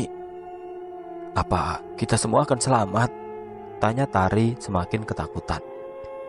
Kita semua pasti akan selamat, ucapku mencoba untuk meyakinkan Tari. Tiba-tiba saja kakek tua bungkuk itu bersua kepada kami yang saat itu sedang berada di balik pohon untuk bersembunyi. Celakalah kalian, semua sudah terlambat, ucap kakek tua dengan suara yang begitu lirih. Sontak kalimat yang diucapkan oleh kakek tua itu semakin membuat kami ketakutan. Apa kami semua memang benar-benar sudah di jurang kesengsaraan? Apakah kami benar-benar sudah terlambat untuk menyelamatkan diri? Pikir kami semua. Namun aku tidak ingin berputus asa begitu saja. Lantas aku pun memberanikan diri untuk keluar dari persembunyianku dan mendekat ke arah kakek tua tersebut, meminta penjelasan sekaligus pertolongan. Perihal keselamatanku sendiri, aku memilih untuk mengesampingkannya terlebih dahulu. Aku harus pergi ke kakek tua itu. Kita tidak mungkin hanya berdiam diri saja di sini, ucapku. Tapi apa yang akan kamu lakukan? Itu berbahaya, Bi, ucap Tari. Kita nggak mungkin terjebak selamanya di sini, bukan? Kita harus selamat. Tapi kalau kakek tua itu benar-benar penghuni Gunung Lawu dan dia murka terhadap kita semua, dia tidak akan membiarkan kamu lepas dari jeratannya begitu saja, Bi, ucap Imron. Kalau memang aku berakhir dalam jeratan kakek tua itu, aku mohon selamatkan Fajar dan Dila. Lalu setelahnya kalian lekaslah turun bersama. Aku akan coba untuk mengalihkan perhatian kakek tua bungkuk itu. Abi, kamu serius? Ucap Tari. Aku benar-benar serius. Harus ada yang berkorban, bukan? Ucapku sembari meneteskan air mata. Sebagai leader, aku harus berusaha untuk bertanggung jawab atas apa yang terjadi di dalam rombonganku. Entah itu hal mistis ataupun hal pahit sekalipun, aku berusaha untuk menyelamatkan semua teman-temanku. Entah akan berakhir aku yang celaka, aku berusaha untuk tidak mempermasalahkan itu. Aku pasrah. Aku pun keluar dari persembunyianku dan berusaha untuk menarik perhatian kakek tua yang berdiri tepat di samping tenda Fajar dan juga Dila. Kakek tua, saya ada di sini, teriakku. Sontak pandangan kakek tua itu kini tertuju padaku. Wajah kakek tua itu penuh dengan rasa amarah. Ia kemudian perlahan-lahan mendekat ke arahku. Sementara aku mencoba untuk mengarahkan semua teman-temanku untuk pergi ke arah tenda Fajar dan Dila untuk menyelamatkan mereka berdua. Setidaknya mereka harus bisa melepaskan Fajar dari tubuh Dila agar keduanya tidak terus-menerus dalam kondisi gancet. Kalian akan celaka, ucap kakek tua bungkuk itu. Kenapa kami akan celaka, kek? Kami tidak berbuat salah sedikit pun, ucapku membela diri. Kalian telah mengotori tanah ini, ucap kakek tua bungkuk itu. Aku hanya bisa terdiam sesaat setelah mendengar apa yang diucapkan oleh sang kakek. Secara tidak langsung rombongan kami memang telah mengotori tempat ini dengan hal-hal yang tercela. Dari mulai pesta miras hingga berbuat zina di tempat ini juga. Aku sendiri bingung apa yang harus aku ucapkan lagi kepada sang kakek sebagai pembelaan. Sementara itu di sisi lain semua teman-temanku mulai mengarah ke tenda Fajar dan Dila di saat sang kakek tua bungkuk itu mendekat ke arahku. Aku berharap mereka semua berhasil membebaskan Fajar dari tubuh Dila. Kalau sampai tidak berhasil, aku sendiri bingung apa yang harus kami lakukan untuk menyelamatkan keduanya. Aku pun mencoba menghadapi kakek tua bungkuk di hadapanku ini, meskipun aku sendiri pun benar-benar takut. Maafkan sikap kami, kek. Kami telah lancang. Kalian telah mengotori tempat ini. Sudah sepantasnya kalian berserah, ucap sang kakek. Biarkan kami turun dengan selamat, kek. Kami benar-benar memohon ampun, ucapku memohon. Berserahlah, ucap sang kakek dengan nada tinggi. Aku mencoba untuk mencerna maksud dari perkataan sang kakek tersebut. Aku yakin ada makna tersirat di baliknya, tapi karena perasaanku sedang tidak karuan, aku tidak kunjung mendapatkan jawaban. Aku mencoba melirik ke arah tenda Fajar dan Dila. Sepertinya teman-teman yang lain belum berhasil membebaskan keduanya, sebab mereka tidak kunjung keluar dari tenda dan menyelamatkan diri. Tiba-tiba saja hujan kembali turun membasahi tempat di mana kami berpijak saat ini. Tidak lama berselang sang kakek itu semakin mendekat ke arahku. Dan anehnya, ia tidak melukai tubuhku sedikit pun. Ia malah menepuk pundakku, seolah-olah meyakinkanku bahwa aku mampu untuk melewati semua persoalan pelik yang ada di hadapanku. Setelahnya sang kakek pun berbalik arah. Tiba-tiba saja terdengar petir yang menyambar ke arah tenda Fajar dan Dila. Bersamaan dengan petir yang menyambar, sosok kakek tua yang semula berada di hadapanku pun menghilang seketika. Sontak hal tersebut membuatku benar-benar terpaku dan tidak mampu berucap satu kalimat pun. Kemana perginya kakek tua itu? Bukankah dia yang mencelakaiku dan juga teman-teman yang lain karena kami sudah melakukan kesalahan? Ucapku dalam hati. Lantas aku pun kemudian berpikir bahwa mungkin saja sosok kakek tua itu bukanlah sosok yang jahat, melainkan ia datang untuk menyelamatkan kami dari persoalan yang menjerat kami saat ini. Belum tuntas aku memikirkan perihal kakek tua bungkuk itu. Tiba-tiba saja aku mendengar suara teriakan Husen tentang Fajar dan Dila. "Abi, Fajar udah lepas dari Dila!" teriak Husen dari balik tenda. Sepertinya sambaran petir barusan membuat keduanya terpisah satu sama lain. Aku pun langsung bergegas menuju ke tenda. Aku meminta agar kedua tubuh telanjang Fajar dan Dila lekas ditutupi. Kondisi keduanya pingsan dan tidak sadarkan diri. Aku kemudian meminta tolong Tari untuk mengurus Dila, sementara aku yang akan membantu mengurus Fajar. Pakaian yang sebelumnya mereka tanggalkan kami pakaikan lagi dengan hati-hati. Meskipun tenda Fajar baru saja tersambar petir, namun tidak ada bekas sedikit pun, seolah-olah semuanya baik-baik saja. Kita biarkan dulu Fajar dan Dila beristirahat sampai keduanya siuman. Saat itu hujan sudah kembali mereda, sehingga kami bisa menunggu keduanya siuman di depan tenda. Hujan seakan-akan tahu skenario alam yang sedang berjalan menghampiri rombongan kami. Ia datang dan pergi tanpa permisi. Malam ini benar-benar malam yang melelahkan. "Kakek bungkuk itu kemana, Pi?" tanya Tari tiba-tiba. Dia menghilang berpapasan dengan sambaran petir yang tadi menyambar ke arah tenda Fajar. "Kamu baik-baik aja kan, Bi?" tanya Tari. "Beruntung aku masih diberikan keselamatan, Tar." "Syukurlah." Hari pun semakin larut, kami semua benar-benar merasakan lelah yang sungguh hebat. Kejanggalan-kejanggalan terus datang satu persatu menghampiri kami. Satu persatu makhluk penghuni lawu pun datang membayangi kami, hingga kami sulit untuk bernapas dengan lega, karena terus dibayang-bayangi perasaan takut. Rasanya kami sangat ingin malam ini segera berakhir. Setidaknya kami bisa menatap sinar mentari pagi dengan perasaan lega. Namun nyatanya, malam itu masih menjadi malam yang teramat panjang bagi kami semua. Tidak berselang lama, Fajar dan Dila pun akhirnya sadarkan diri. Tari yang menunggu keduanya di dalam tenda pun bergegas untuk memberitahukannya kepada kami semua yang malam itu berada di luar tenda.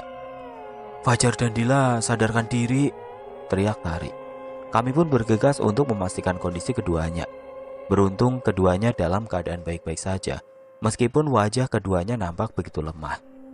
Saat kami datang menghampiri keduanya, Fajar dan Dila tiba-tiba saja meneteskan air mata. Keduanya memohon ampun kepada kami semua. "Maafkan aku teman-teman, karena aku semuanya menjadi kacau dan kita semua dalam keadaan tidak baik-baik saja," ucap Fajar sembari meneteskan air mata. "Ampuni kami," ucap Dila. Keduanya benar-benar memohon pengampunan kepada kami semua.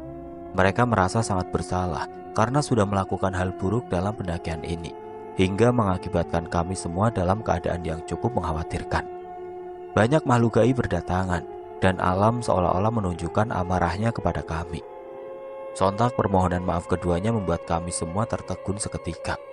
Karena aku tidak ingin semua persoalan menjadi panjang dan semakin rumit, akhirnya aku pun memberanikan diri membuka suara untuk mewakili semua teman-teman yang ada.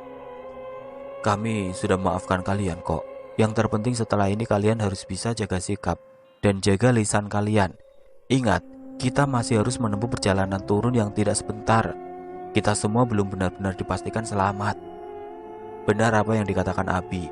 Aku pun sebenarnya menyesal karena turut serta bergabung dalam pesta miras yang dilakukan Fajar. Aku benar-benar tidak mampu berpikir panjang, ucap Imron. "Kami juga," ucap Husen dan Hasan.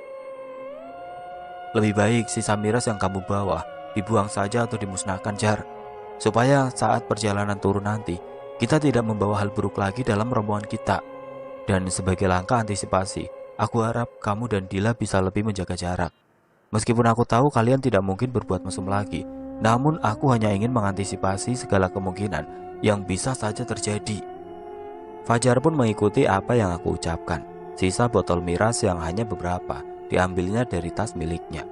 Setelah itu ia pun bergegas untuk memusnahkan minuman itu dan menguburnya dalam-dalam. Meskipun dari raut wajah Fajar terlihat dengan jelas kalau ia tidak begitu ikhlas merelakan minuman keras yang sudah dibelinya itu.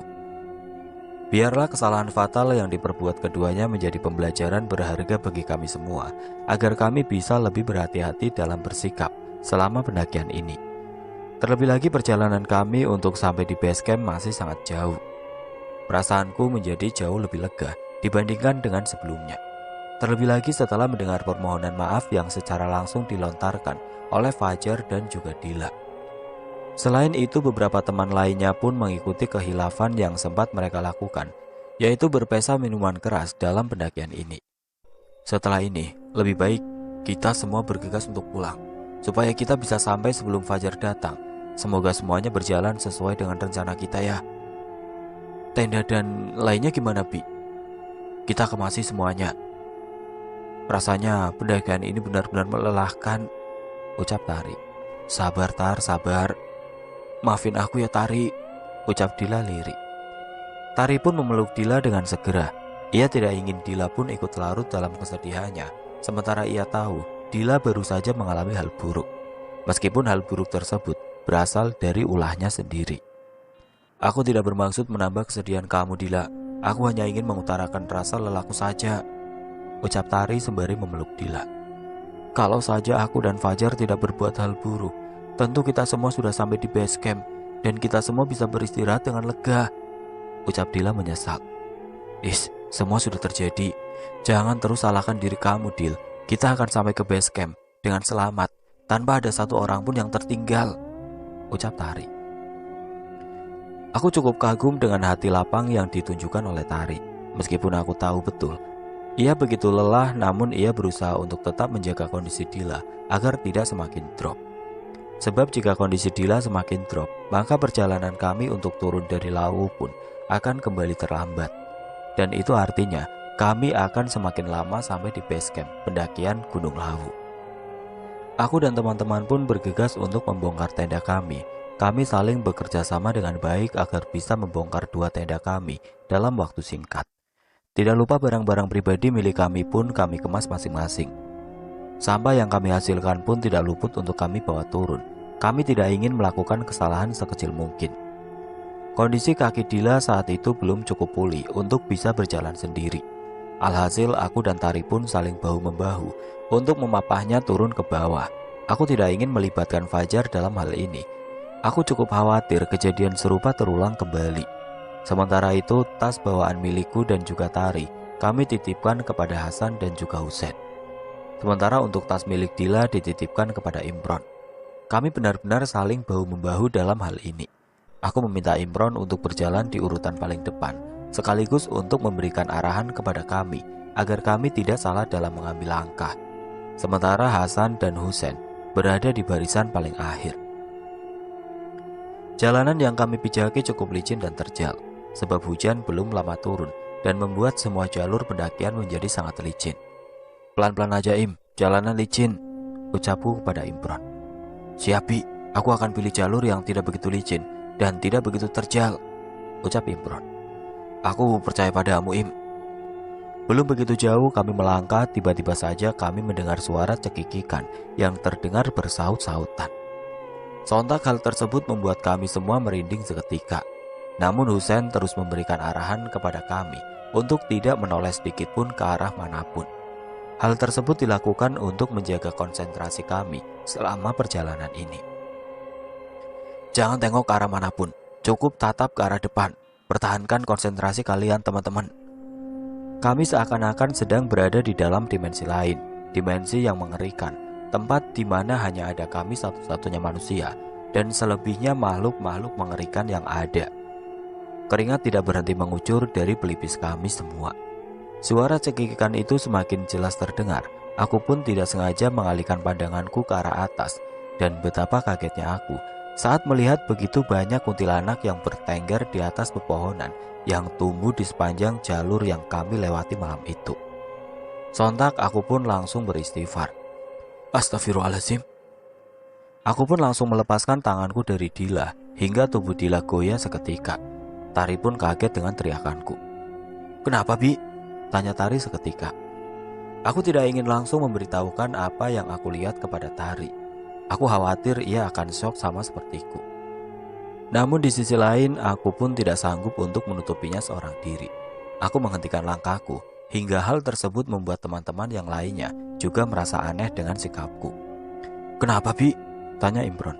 Enggak, bukan apa-apa, ucapku gemeteran. Kamu yakin Bi? Tanya Tari. Aku hanya terdiam. Aku mencoba untuk menarik nafasku begitu dalam, begitu panjang. Aku tidak ingin terus larut dalam rasa takut. Aku berusaha untuk mengontrol semua perasaan takut yang ada di dalam diriku. Aku sudah ingatkan, jangan menoleh ke arah manapun. Lebih baik kita lanjutkan perjalanan kita, ucap Husen memecah obrolan di antara aku, Tari, dan Imron. Sepertinya Husen memang tahu apa yang aku lihat saat ini. Dan Husen terus berusaha untuk mengalihkan fokus kami dari suara-suara cekikikan itu. Aku saja yang ceroboh tidak mendengarkan ucapan Husen. Alhasil, rasa takut terus-menerus membayangiku saat ini. Aku pun memilih diam dan melanjutkan perjalanan turun. Sementara itu Tari terus bertanya kepada aku tentang apa yang aku lihat. Karena kami saling beriringan, ia terus-menerus memaksaku untuk memberitahukan kepadanya tentang sosok di balik suara cekikikan yang terus-menerus terdengar semakin nyaring itu. Suara apa itu, Bi? Pasti kamu sudah melihat sosok itu kan? Tanya Tari terus-menerus.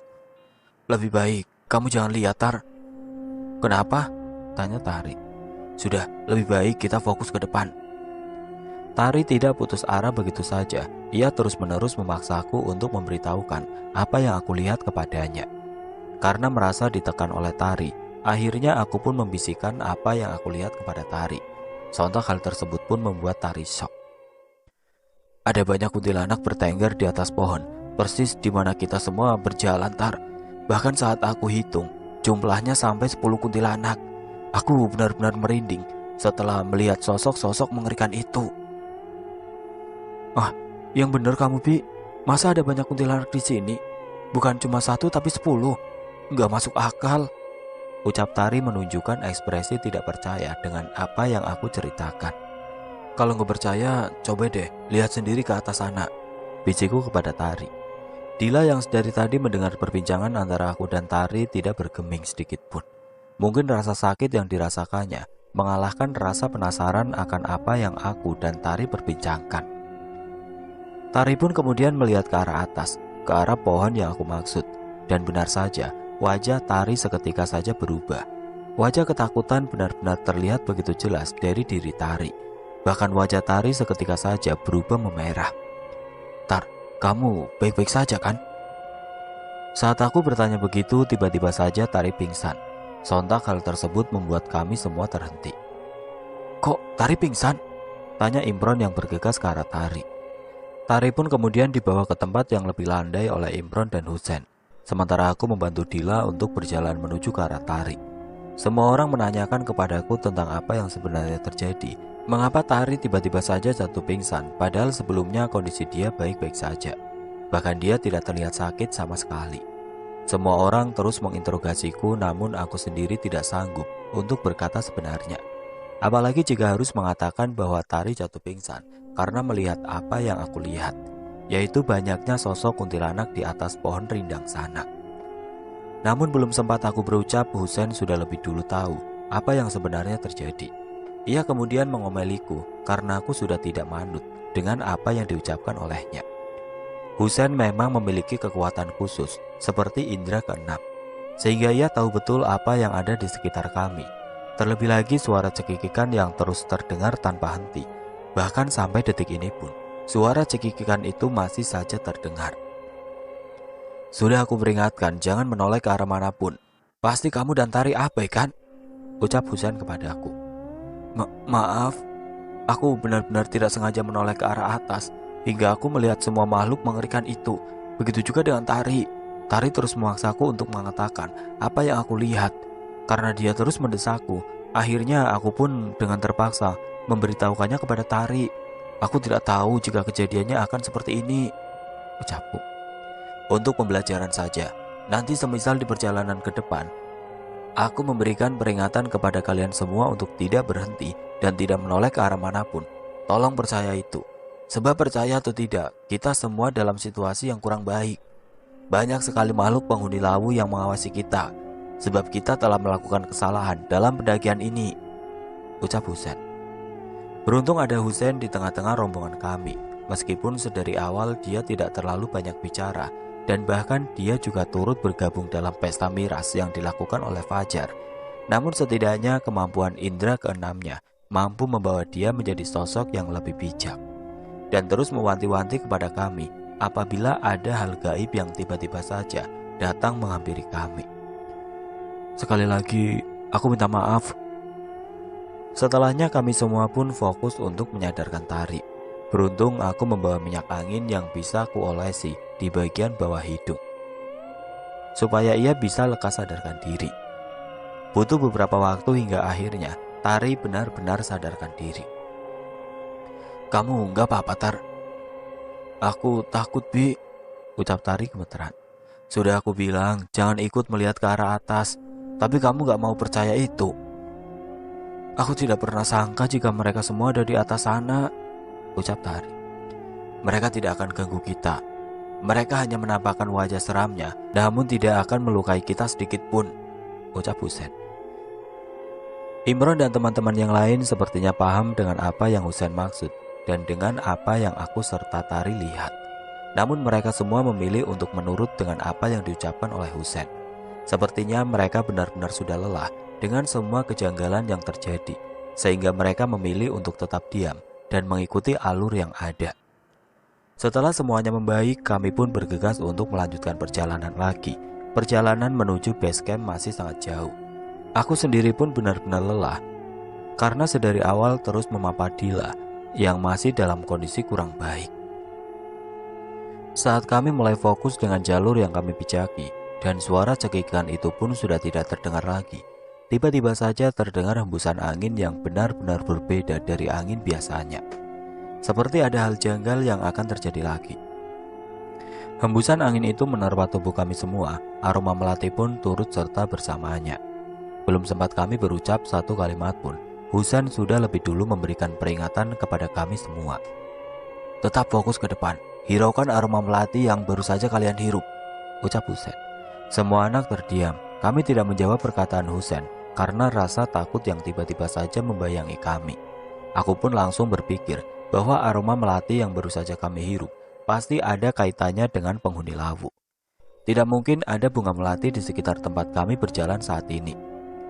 Baca surat apa saja yang kalian kuasai dan tetaplah fokus, ucap Husen lirih. Kami seolah-olah akan melewati sebuah dimensi yang mengerikan. Aku berharap itu hanya perasaanku saja, dan semua pemikiran buruk tentang hal yang akan terjadi ke depan tidak benar-benar terjadi. Suasana malam itu benar-benar sunyi.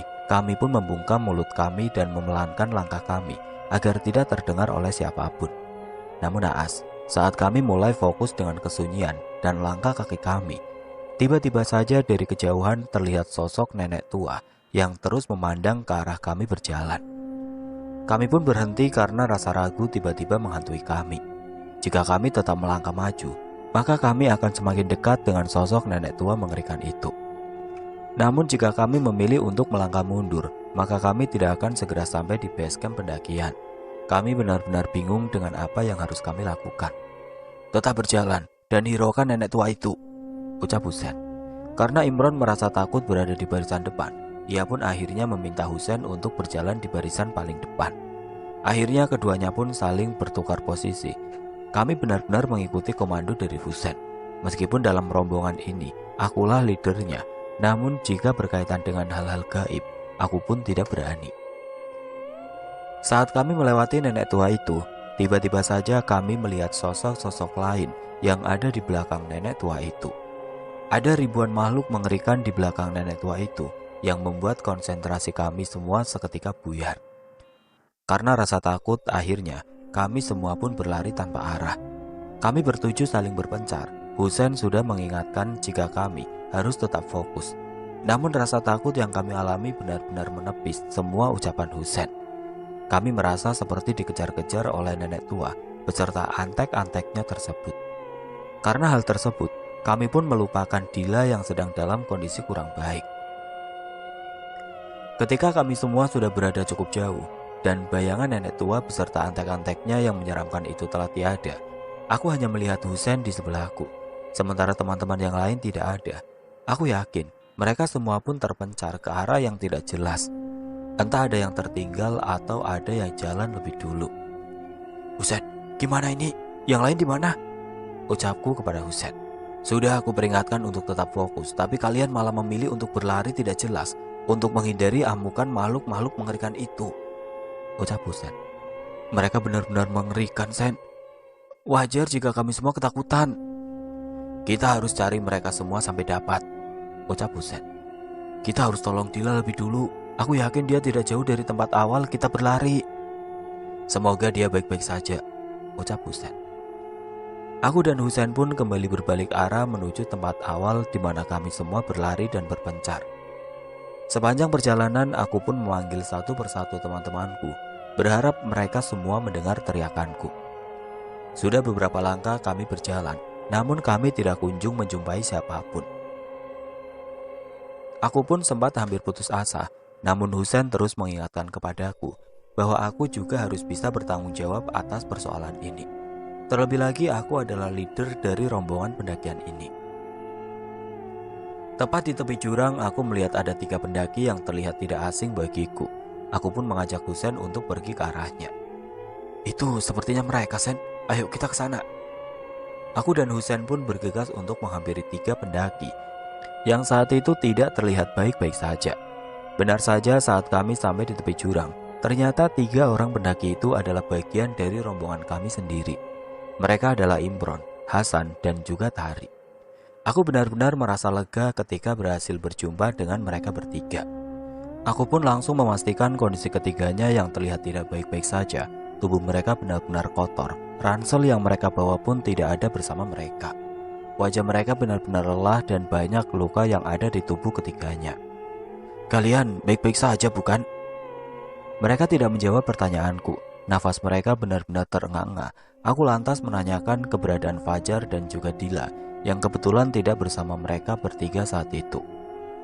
Fajar, Dila kemana? Mereka gak bareng kalian?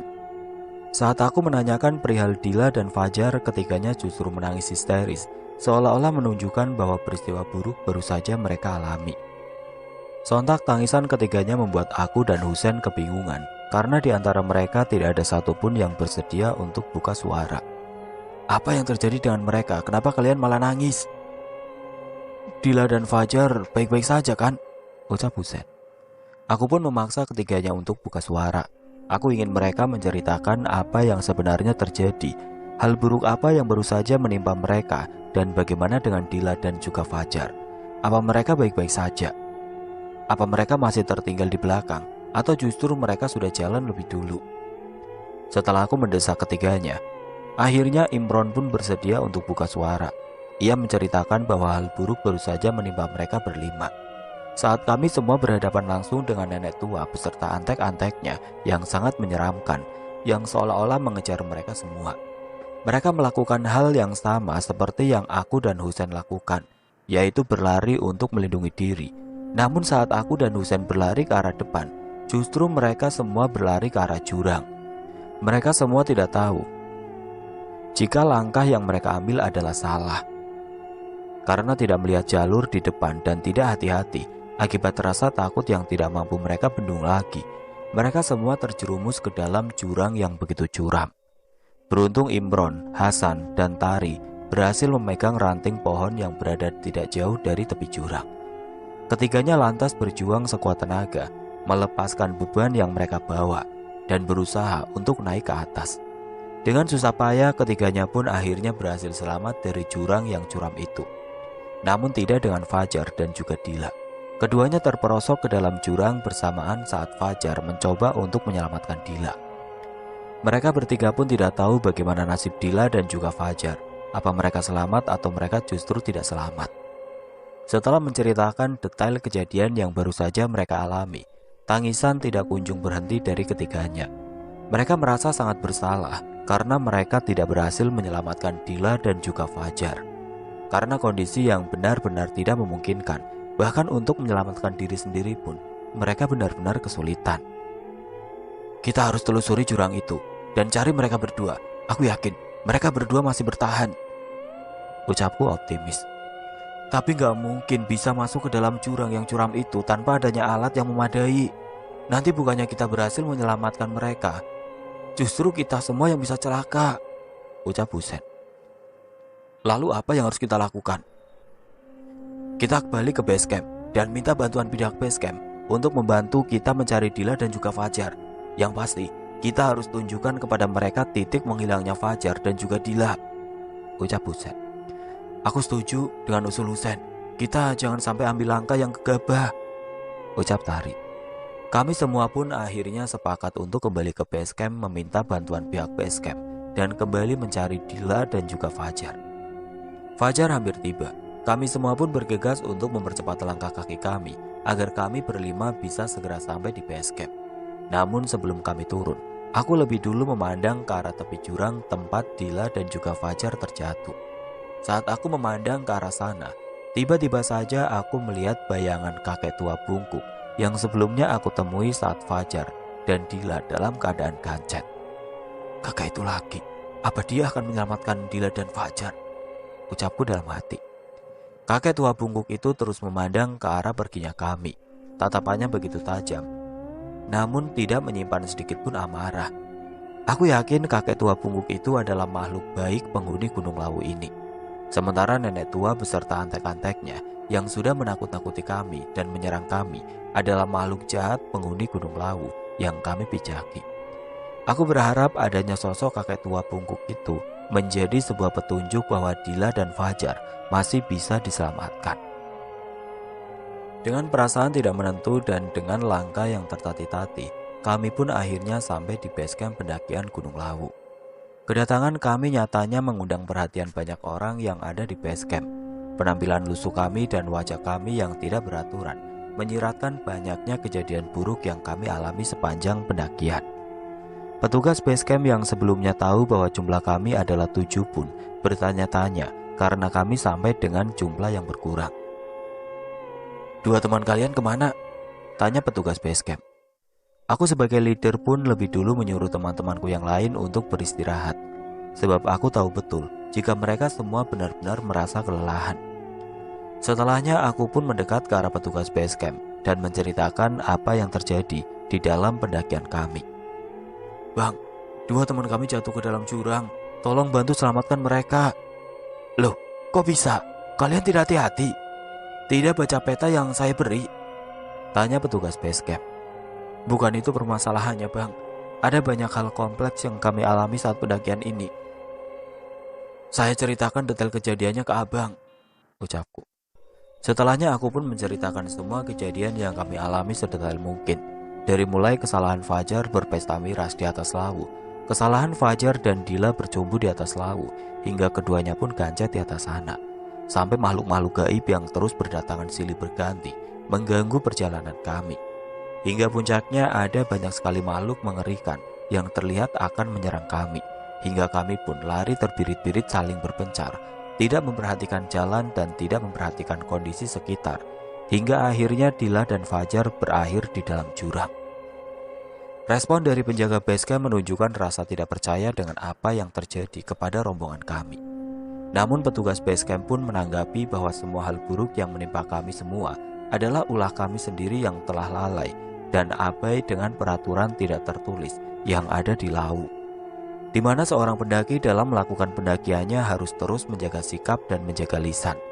Jangan berbuat mesum dan jangan sampai berbuat hal-hal yang bisa mengotori tanah Lawu, karena akibatnya tentu akan sangat fatal. Terbukti, sekarang kedua teman kami menjadi korban atas hal buruk yang kami lakukan. "Saya akan kerahkan tim untuk melakukan pencarian. Kita akan memulai pencarian siang nanti. Mudah-mudahan mereka berdua masih selamat," ucap petugas base camp. "Apa kami boleh ikut?" "Yang laki-laki boleh ikut, tapi yang perempuan usahakan jangan. Khawatir kondisi dia akan melemah saat di atas nanti," ucap petugas base camp. "Baik, Bang, aku akan kondisikan itu. Sebelumnya terima kasih, Bang," ucapku. Aku pun bergegas untuk menghampiri teman-temanku yang saat itu sedang beristirahat. Aku memberikan semua informasi yang aku dapatkan dari petugas base camp kepada mereka semua.